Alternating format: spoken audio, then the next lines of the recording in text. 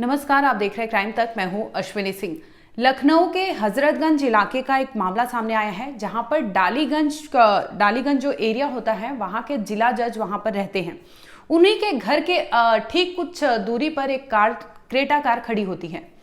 इस कार में एक शख्स की लाश पड़ी होती है और वो जो गाड़ी होती है वो स्टार्ट यानी एसी स्टार्ट रहता है और इसी दरमियान गाड़ी के पिछली सीट पर एक लाश मिलती है, जिसके बाद फौरन पुलिस वहां पहुंचती है। स्क्रीन पर इस वक्त एक तस्वीर चल रही होगी। तस्वीर में नजर आ रहा शख्स मनोज कुमार है। इसी की डेड बॉडी उस क्रेटा कार की पिछली सीट पर बरामद की गई थी, जिसके बाद पुलिस वहां पहुंचती है।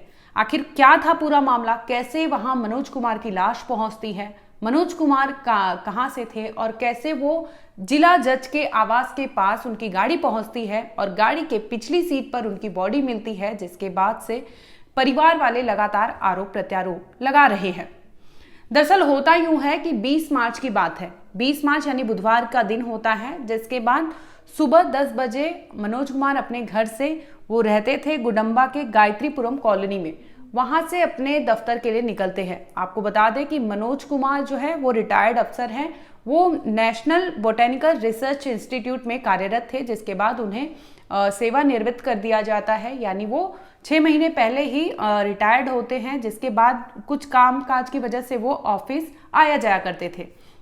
इसी दरमियान वो 20 मार्च को भी अपने घर से यही कह के निकलते हैं कि वो जा रहे हैं दफ्तर। वो दफ्तर पहुंचते हैं, उसके बाद वहां से 2 बजे तकरीबन वहां से निकल जाते हैं, लेकिन घर नहीं पहुंचते। देर रात तक, जब शाम तक वो घर नहीं पहुंचते, तो उनकी बीवी अपने परिवार वालों को बताती है कि अब तक घर नहीं पहुंचे हैं मनोज कुमार, जिसकी वजह से उनके परिवार वाले फौरन पुलिस स्टेशन पहुंच जाते हैं।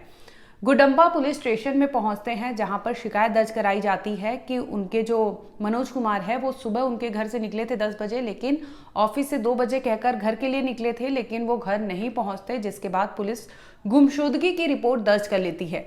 इसके बाद पुलिस मनोज कुमार के मोबाइल को ट्रेस करने लगती है कि आखिर मनोज कुमार कहाँ पे है। जिसके बाद पुलिस को सूचना मिलती है कि लखनऊ के हजरतगंज के डॉलीगंज इलाके में एक क्रेटा कार खड़ी मिलती है। हैरानी करने वाली बात यह है कि वो कार, जब पुलिस वहां पहुंचती है तो वो कार स्टार्ट अवस्था में होती है, यानी कार की एसी ऑन होती है।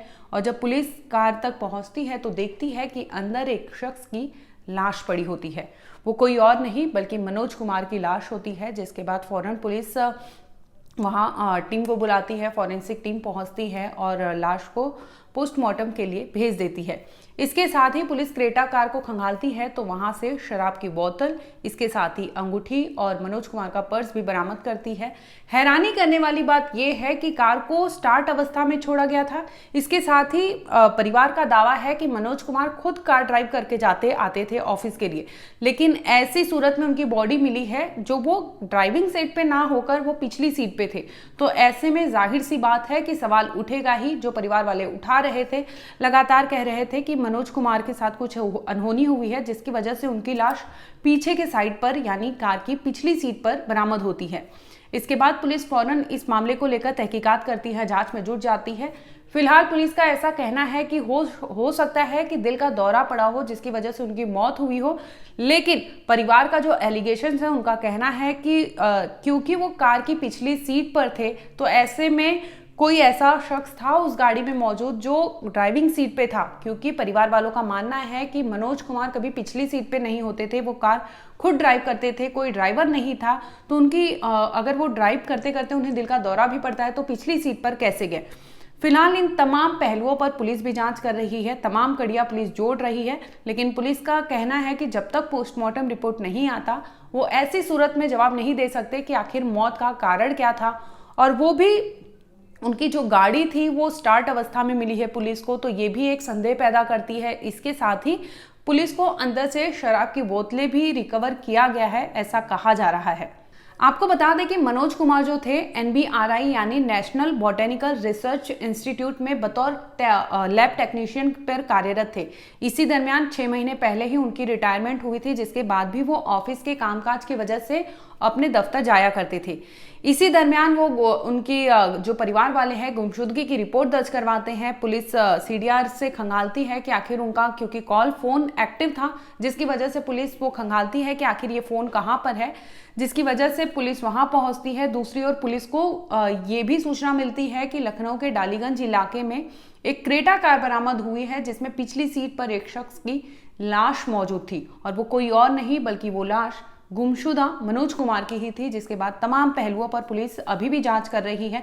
फिलहाल मनोज कुमार का पोस्टमार्टम रिपोर्ट नहीं आया, लेकिन जिस सूरत में गाड़ी बरामद की गई है और जिस एरिया से बरामद की गई है, ये सोचने वाली बात है कि आखिर जिला जज हैं उनके वो जहां रहते हैं उस कॉलोनी के नजदीकी एरिया में गाड़ी को ठिकाने लगाया जाता है, जहां पर ड्राइव करने वाली जगह पर नहीं बल्कि गाड़ी में पिछली सीट पर लाश को छोड़ा जाता है। जिसके बाद हो सकता है कि कातिल फरार हो गया हो। फिलहाल पोस्टमार्टम रिपोर्ट नहीं आया है। ऐसी सूरत में कुछ भी कहना, कुछ भी निर्णय पे जाना जल्दबाजी होगी, इसलिए हमें वेट करना चाहिए कि आखिर पोस्टमार्टम रिपोर्ट का क्या आता है, क्योंकि परिवार वाले लगातार दावा कर रहे हैं कि मनोज कुमार के साथ कुछ अनहोनी हुई है जिसकी वजह से वो कार की पिछली सीट पर गए और वो ऐसा उनका जो ऑरा था या उनका जो पिछला रिकॉर्ड रहा था वो कभी भी ऐसा नहीं था कि वो बिना बताए घर पर कहीं और चले जाए, क्योंकि उनका फिक्स टाइमिंग था 10 बजे अगर वो जाते थे तो तकरीबन दोपहर तक वो घर आ जाते थे।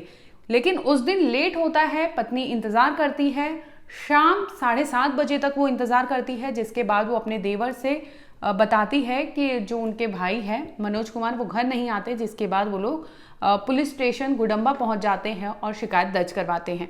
फिलहाल पुलिस इस मामले में जांच कर रही है। जो भी अपडेट होगा हम आप तक जरूर लाएंगे। देखते रहिए क्राइम तक।